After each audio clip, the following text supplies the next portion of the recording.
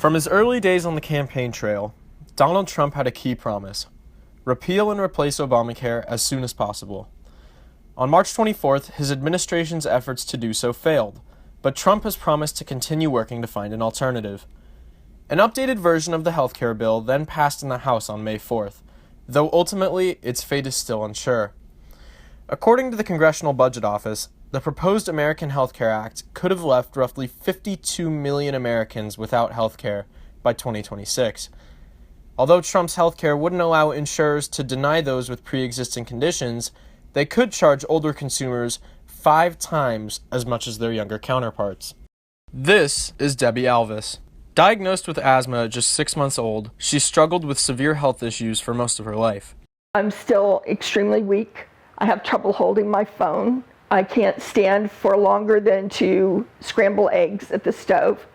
Debbie deals with about 50 medical conditions. She takes nearly 70 different drugs on a day when she's particularly sick, and roughly half that on days when she's feeling better. Debbie and other sick consumers could face additional charges if they are without coverage for more than 63 days. And if Debbie loses coverage, she said, her monthly bill could spike from $100 to $50,000. Debbie lost her health insurance in 2009 when she said her insurance provider abruptly canceled her policy after deciding she was too expensive. I became one of the people with pre-existing conditions who could get no insurance at all. I sold everything of value I had, cleaned up my savings, my retirement, everything.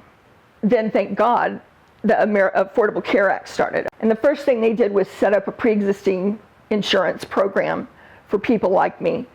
If I lose coverage because of them repealing the Affordable Care Act, I will be dead. Did it need tinkering? Did it need adjustments? Did it need some major overhauls in certain areas? Absolutely. But you don't just pick it up and throw it out the window because you don't like the name or the man who submitted it. When she's able to, Debbie goes through a physical therapy routine, like the one you see here. If changes were to be made to the Affordable Care Act, she said increases in physical therapy would be extremely beneficial, not just to her, but to countless others in similar situations. I still think I've got a lot to contribute. I'd like to write again. I used to be a journalist.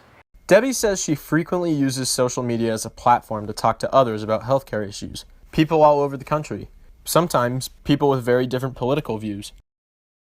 As Republicans, we have a choice. We can act now, or we can keep fiddling around and squander this opportunity to repeal Obamacare and begin a new chapter of freedom for the American people. It is a moral imperative in this country.